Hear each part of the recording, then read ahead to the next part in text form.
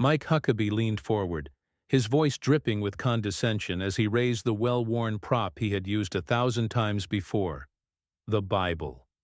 He cracked a smirk, tilting his head with the confidence of a man convinced he had just cornered his opponent. "You see," he said, in that patronizing drawl, "maybe if you actually opened this book, Congresswoman, you'd learn what real values look like." The air snapped like a live wire. Gasps rippled through the audience. Cameras zoomed in on Jasmine Crockett, her face calm, unshaken. He wanted her flustered. He wanted her silenced.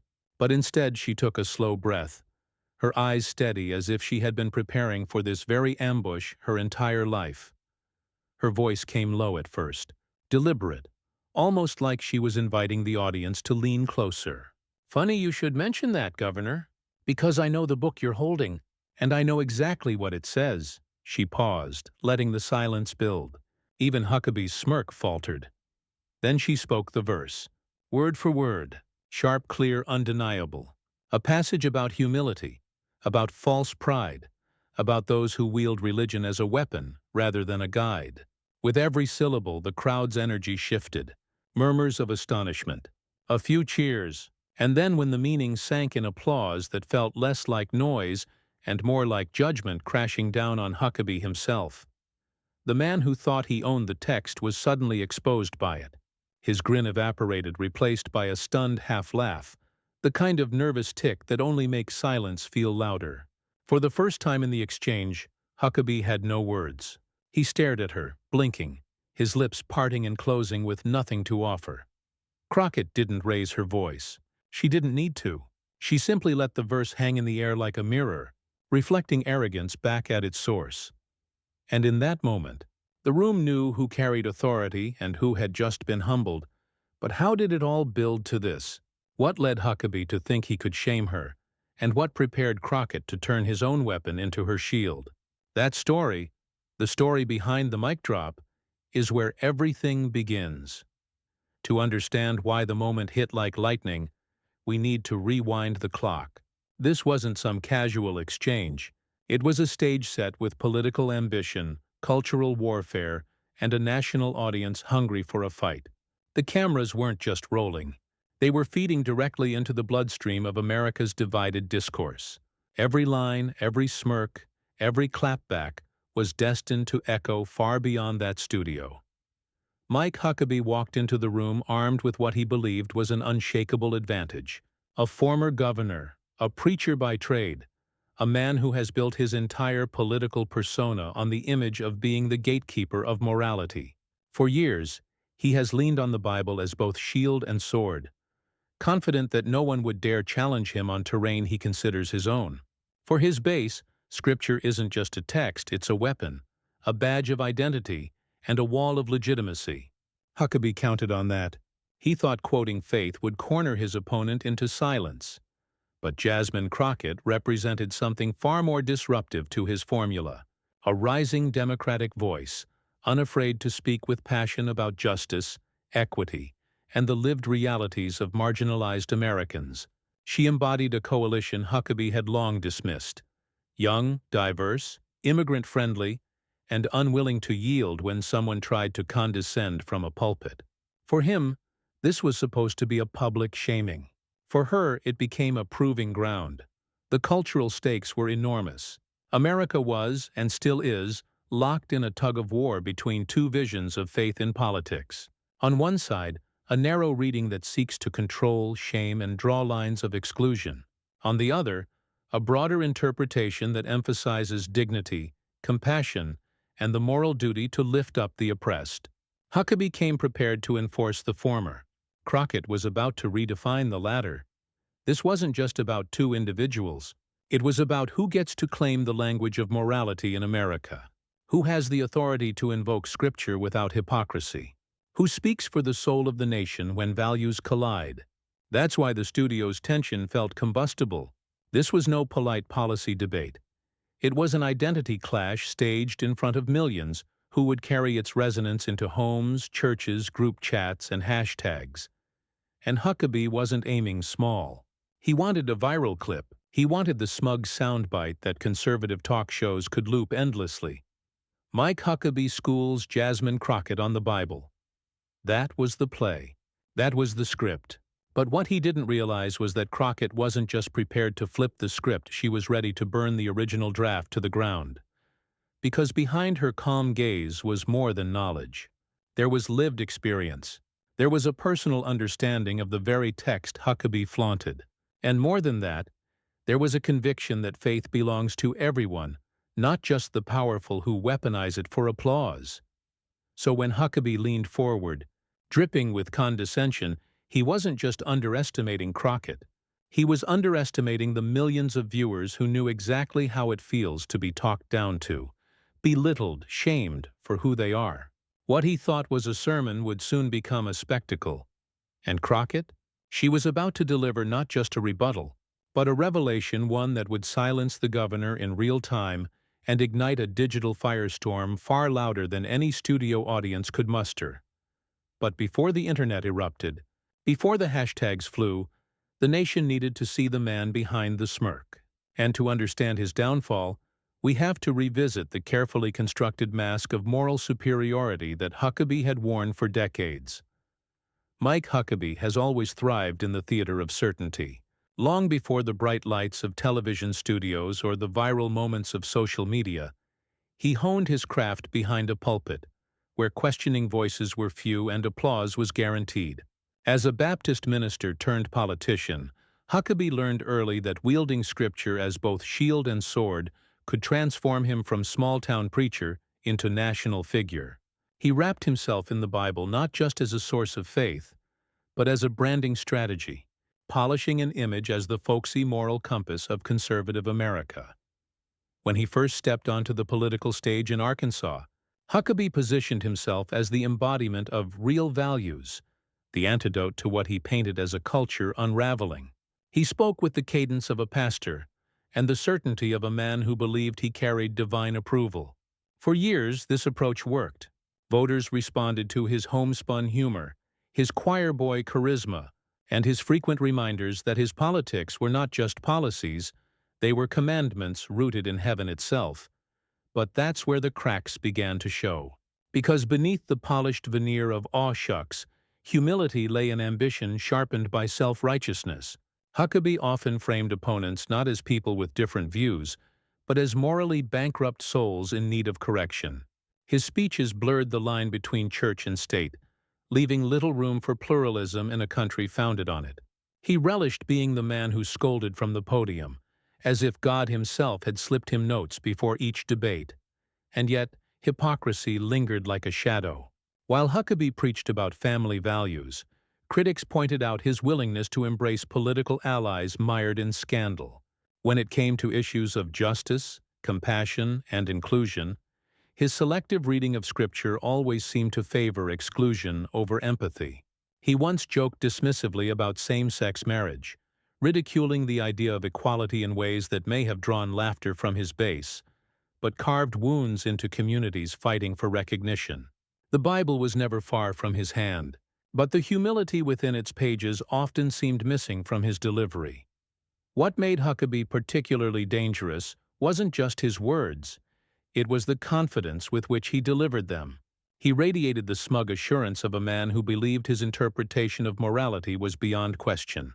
For decades, networks welcomed him on air not just as a politician, but as a preacher-statesman, someone who blurred commentary with sermonizing. And in that space, Huckabee grew comfortable, even careless, assuming his holier-than-thou aura would go unchallenged. There were countless moments when this persona surfaced. When critics questioned his policies, he brushed them aside with sanctimony rather than substance. When asked about systemic injustice, he pivoted to Scripture about personal responsibility, ignoring the wider context. And when challenged by women, immigrants, or people of color, Huckabee's tone often dripped with paternalism, as though he were lecturing a wayward child rather than engaging an equal. It was in those moments that the mask slipped, revealing not humility but hubris. This pattern became his hallmark: dress arrogance as authority, disguise condescension as conviction. And for years it worked. Few dared to take him head-on with the very text he wielded. He grew accustomed to easy victories, to opponents stumbling when confronted with a man quoting chapter and verse. But the arrogance bred blind spots. Huckabee underestimated the cultural shift happening around him, the rising generation, unwilling to be shamed by outdated moral grandstanding. He underestimated women like Jasmine Crockett, who could match his cadence with clarity, his verse with truth, and his smugness with poise. He underestimated audiences who no longer accepted Scripture as a tool of exclusion, but sought it as a reminder of justice, mercy, and love. In many ways, Huckabee's downfall in that studio was scripted years before he ever faced Crockett. By cultivating an identity built on moral superiority, he set himself up for the moment when someone would finally challenge him on his own turf.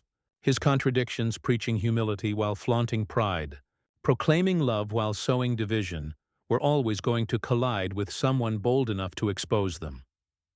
That night, Huckabee believed he was stepping into familiar territory, where a Bible verse was the knockout punch and his opponent would retreat into silence. But the very tool he had used to elevate himself for decades would become the instrument of his undoing.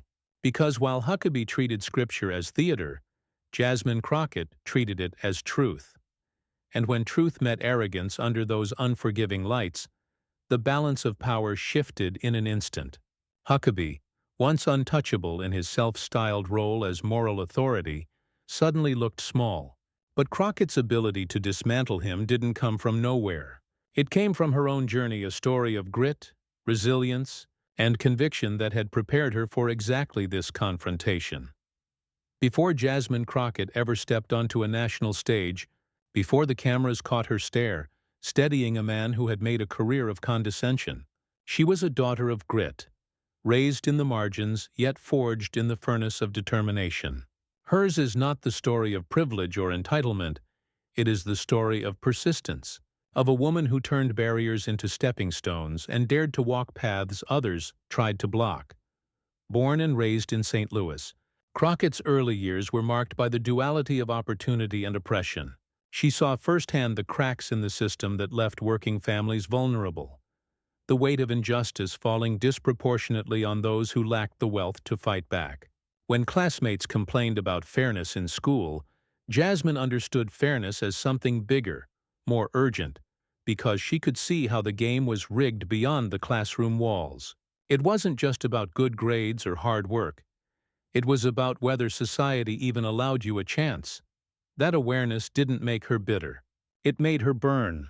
She threw herself into education, not as a luxury but as survival. And with every diploma, every test passed, every room she entered that wasn't built for her, she carried with her the memory of those who were denied entry altogether. Crockett learned early that being underestimated was not a disadvantage. It was ammunition. When she pursued law, it wasn't to climb a ladder for personal gain. It was to fight, to stand in the courtroom as a shield for those who couldn't afford one. She built a reputation as a defender of the overlooked, the underdog, the ones whose names never made headlines.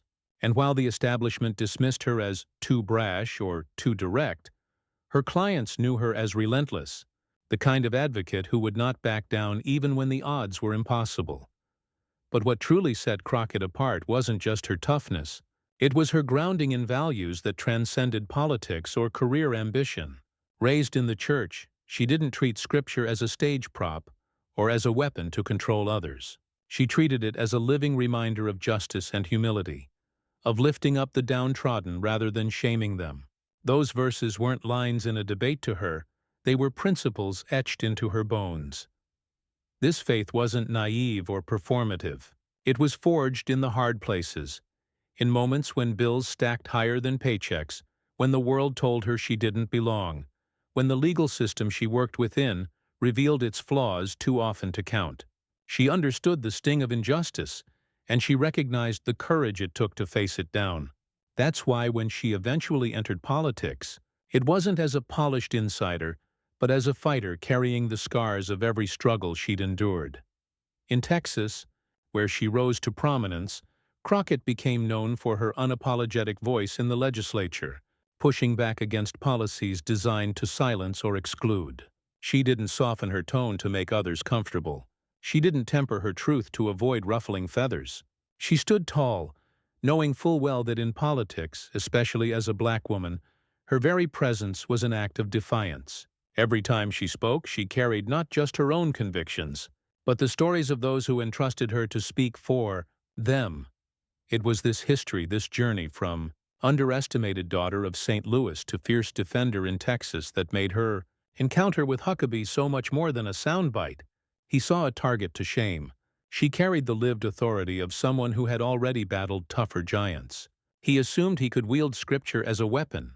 She knew Scripture as a sanctuary, a source of strength, and yes, when necessary, a sword of truth. Her biblical knowledge wasn't rehearsed for this debate. It was embedded from a lifetime of hearing the words in community, of turning to them for reassurance in the darkest hours, of internalizing their call for justice. For Huckabee, quoting the Bible was theater. For Crockett, quoting the Bible was testimony. And that difference between performance and authenticity was why the exchange felt seismic. In that studio, she wasn't just a politician countering an insult. She was a woman channeling generations of resilience, invoking verses not to win applause but to remind everyone listening of what faith actually demands. The irony could not have been sharper. Huckabee, the preacher-politician, thought he held the monopoly on holy words. But Crockett revealed what happens when those same words are spoken by someone who embodies their meaning. She wasn't rattled by his attempt to shame her because shame was a language she had already outgrown. Instead, she flipped it calmly, powerfully, surgically into a moment that left the self-anointed moral authority speechless. That night wasn't about her proving she could outquote him.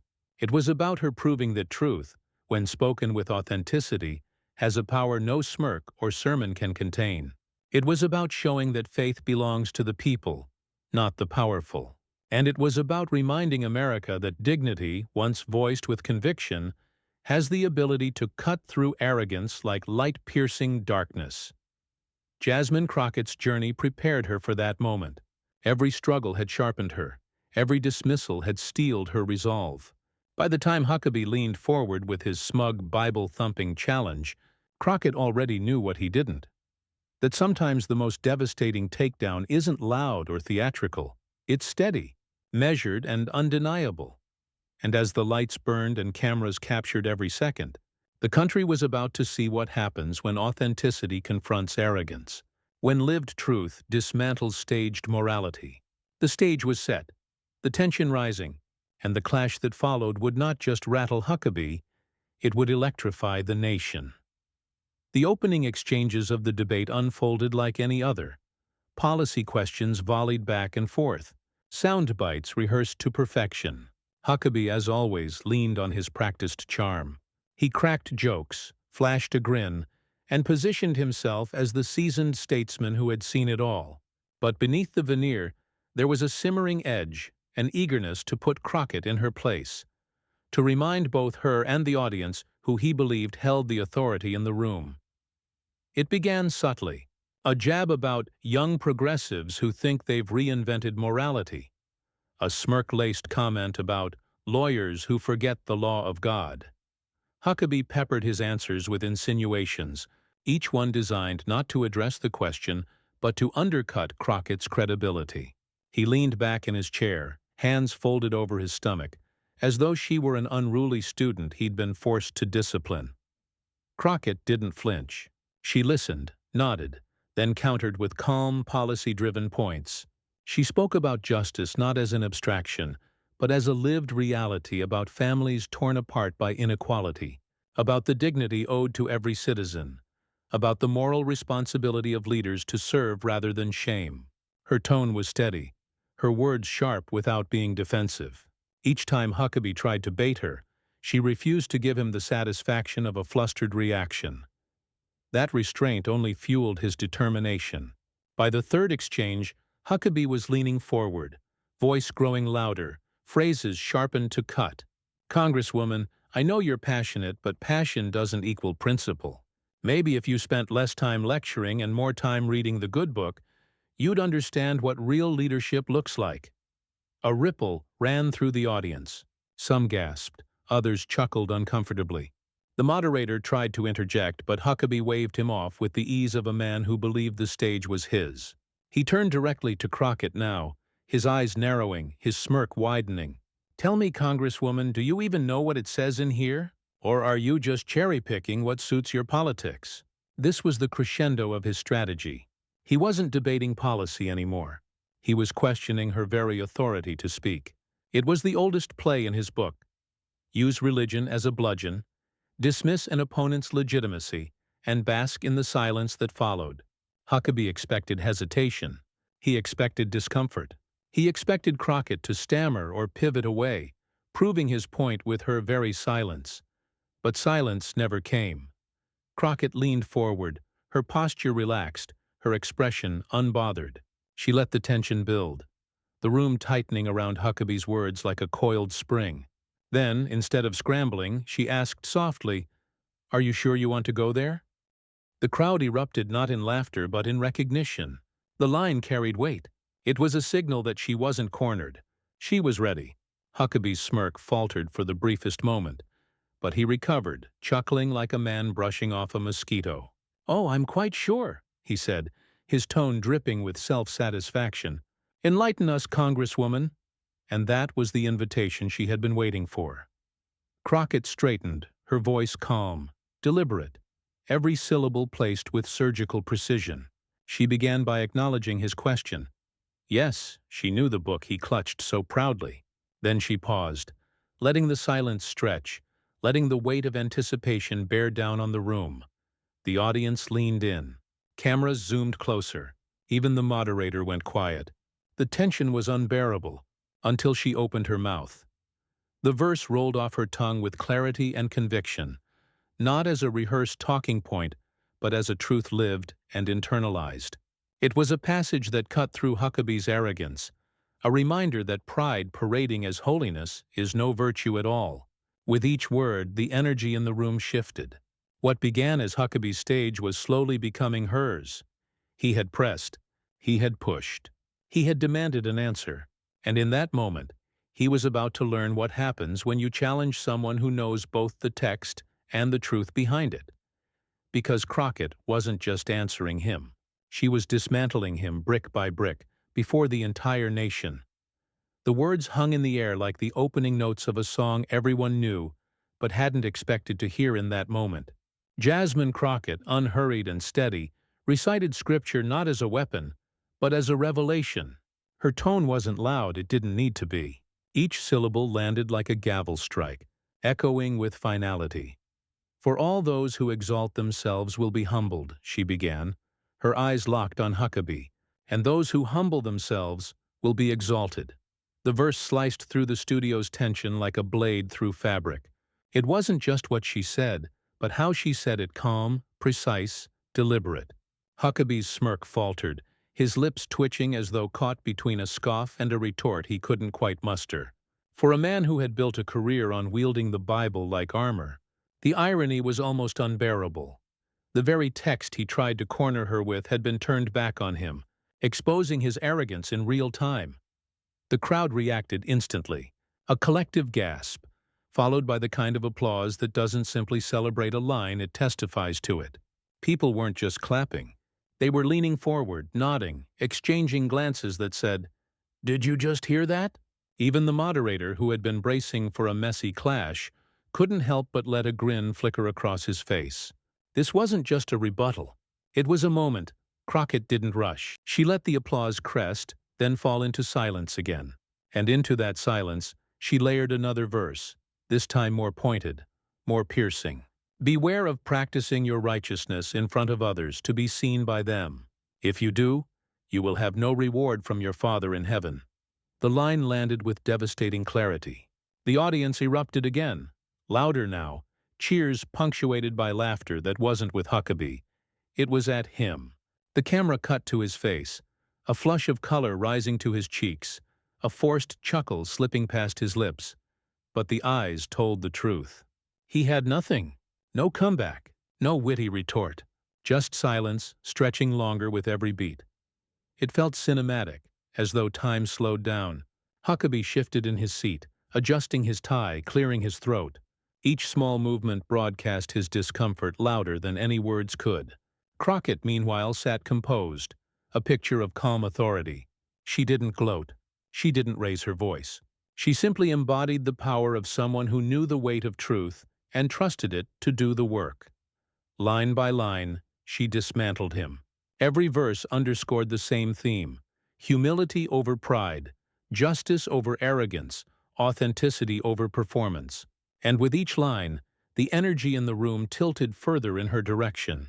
Huckabee, once the commanding presence, now looked diminished, shrunken under the weight of the very scripture he claimed to champion. The crowd's reactions became part of the drama itself. A woman in the front row clasped her hands to her mouth in disbelief. A man in the back shouted, "That's right!" at the top of his lungs. Camera phones lit up, the glow of recording screens capturing what viewers instinctively knew would go viral within hours. This wasn't just a debate, it was a reckoning. And still Crockett pressed forward, not with aggression, but with a steady, measured grace. She didn't turn her head to the audience for validation. She kept her gaze locked on Huckabee, speaking to him as though the entire world had shrunk down to just the two of them. "You hold that book like it's a trophy," she said softly, her words threaded with conviction. "But Scripture isn't a weapon to shame others. It's a reminder to serve, to love, to walk humbly. That's the faith I was raised in. That's the faith I live by. And that's the faith that doesn't flinch when someone tries to use it as a cudgel." Her words carried no malice, only clarity. And that clarity landed harder than any insult could. Huckabee sat motionless, his mouth slightly open as though caught mid-thought. He blinked rapidly, searching for footing, but there was none to find. The studio was alive now, buzzing with electricity. Applause surged into a standing ovation from parts of the crowd. Laughter, cheers, even whistles filled the air. For every second, Huckabee remained silent. The imbalance of power grew sharper, undeniable. He had entered the exchange assuming he would be the teacher, the disciplinarian, the preacher delivering judgment. Instead, he had been rendered the student, exposed and speechless in front of a national audience. What made it so devastating wasn't just the scripture itself, it was the contrast. Huckabee had wielded the Bible like a shield of superiority. Crockett invoked it like a mirror reflecting his arrogance back at him. And the reflection was brutal. Every camera angle told the story. Close-ups caught Huckabee's strained expressions, his eyes darting as though searching for an exit. Wide shots captured the audience, many on their feet, swept up in the energy of witnessing a takedown that felt historic.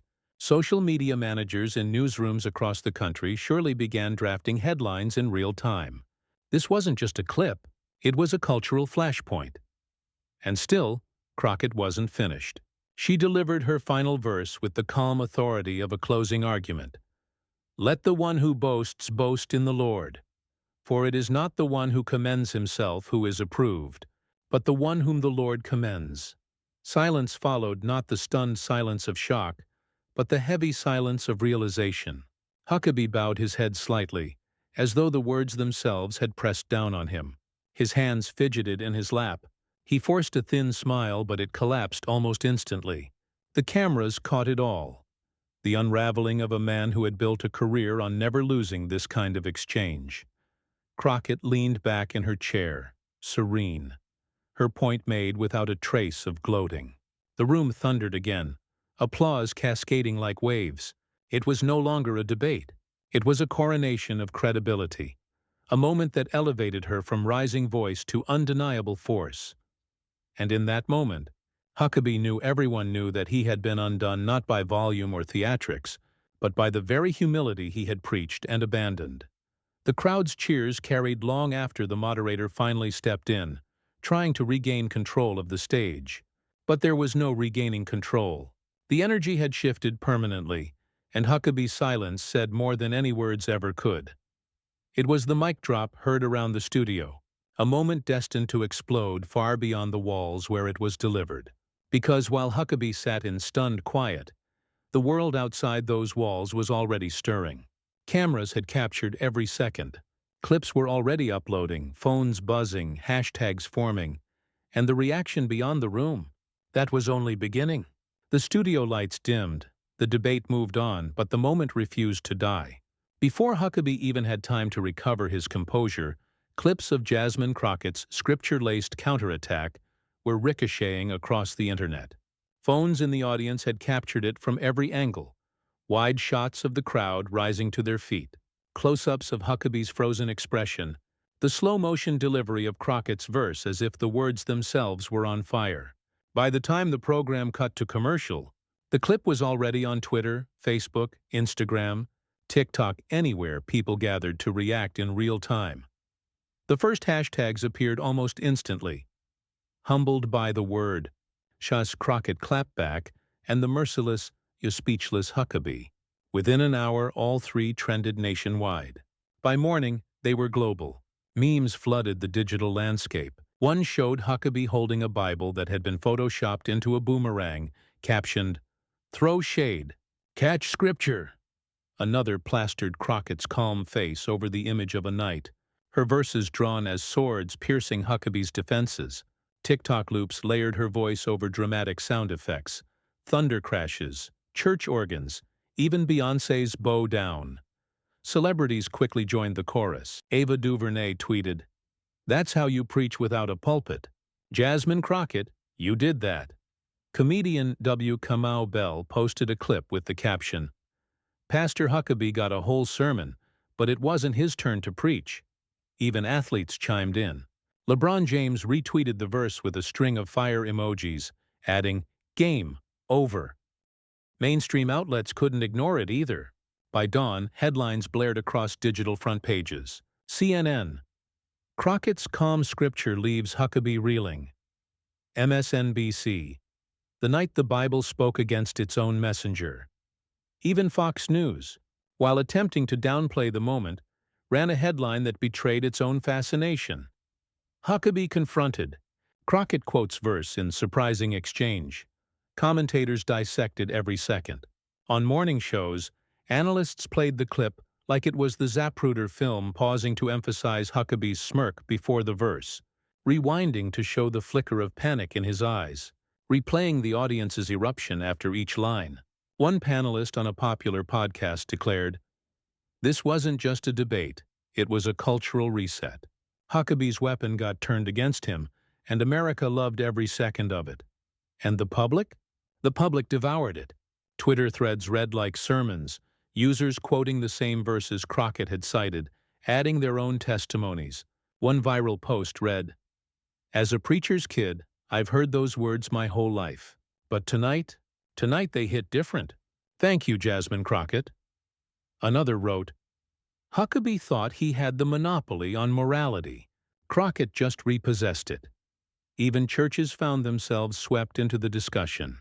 Pastors across denominations weighed in, some applauding Crockett's reminder that Scripture condemns arrogance, others fuming at her boldness. One clip from a Sunday sermon in Atlanta showed a pastor reading the same verse Crockett quoted, followed by cheers from his congregation. "Sister Jasmine Crockett," he declared, "just gave America a Bible study." Meanwhile, Huckabee's team scrambled. Statements were drafted, spin attempts launched. On his personal account, Huckabee tweeted, "Always happy to see more people reading Scripture. Wish they'd also live by it." But the damage was done. Replies piled up beneath the post, brutal and unrelenting. GIFs of Crockett dropping the verse, memes mocking his silence, hashtags reminding him that he hadn't just lost an argument, he'd lost control of his own brand. Late-night hosts had a field day. Stephen Colbert opened with the line, "Mike Huckabee asked for a Bible verse," and Jasmine Crockett delivered one so hard he's still in the book of Job wondering what happened. Jimmy Kimmel joked, "Huckabee went in expecting a revival but walked out needing resuscitation." The laughter wasn't cruel for cruelty's sake, it was catharsis. For millions who had grown tired of politicians using faith as a cudgel, for Crockett, the ripple effects were seismic. Her social media following skyrocketed overnight. Supporters flooded her pages with messages of gratitude, solidarity, and pride. Donations poured into her campaign coffers. Small dollar contributions from people who saw in her not just a politician, but a fighter who embodied their values.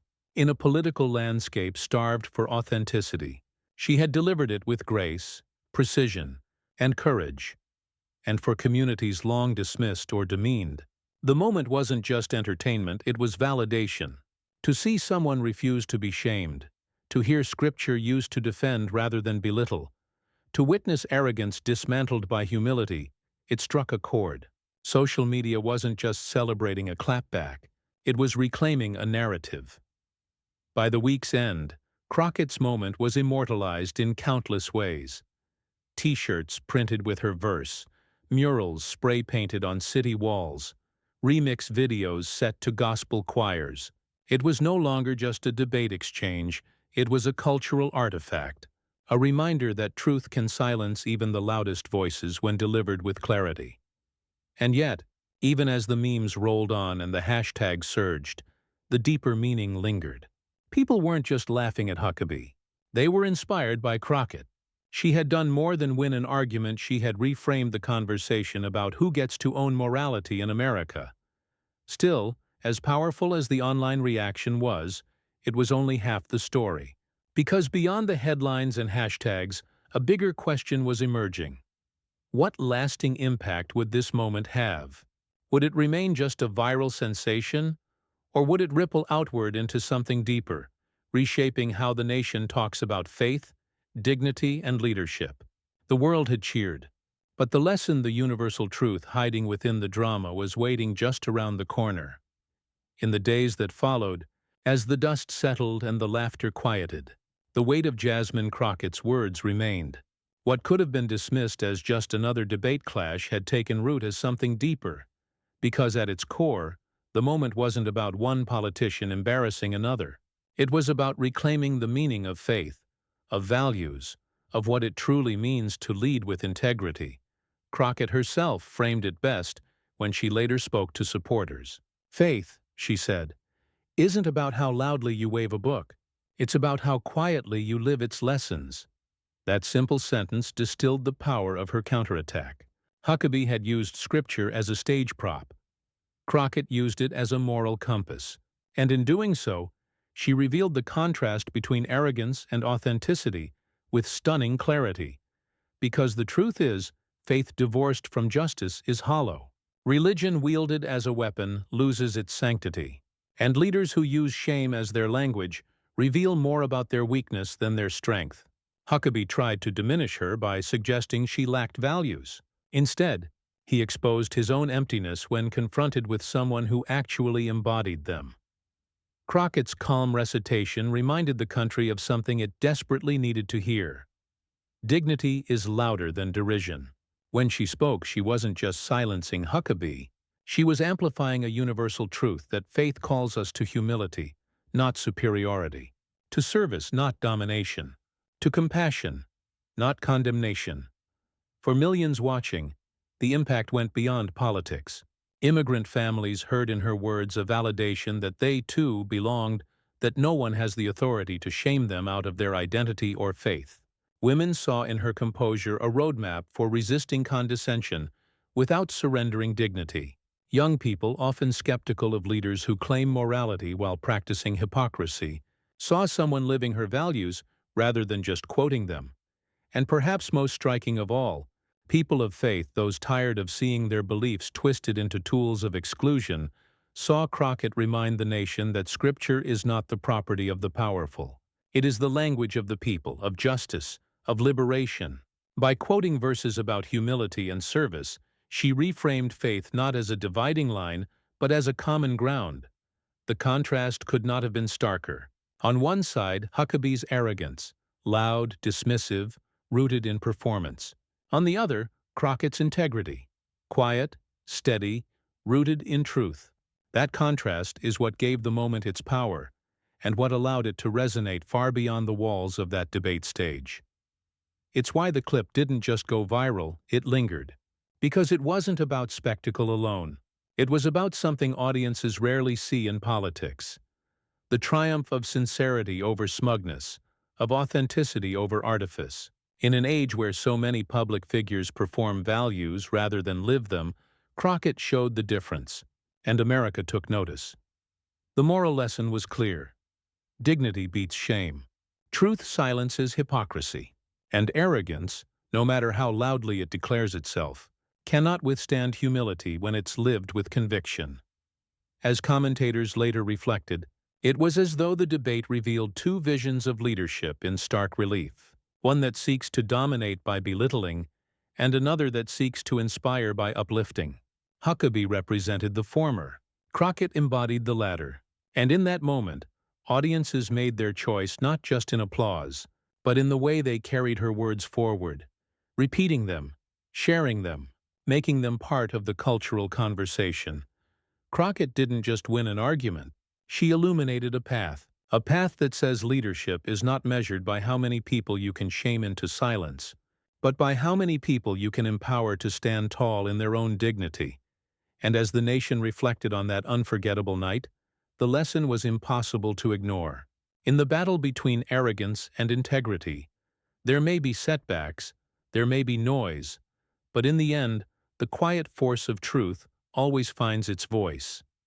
That was the legacy of her verse. That was the echo of her mic drop. And though Huckabee's silence in the studio said it all, the larger story was just beginning to unfold because Crockett had not only defended herself, she had reminded America of the kind of leadership it still craved and the values it refused to surrender. It all began with a smirk, a Bible held high, and an attempt to shame Jasmine Crockett into silence.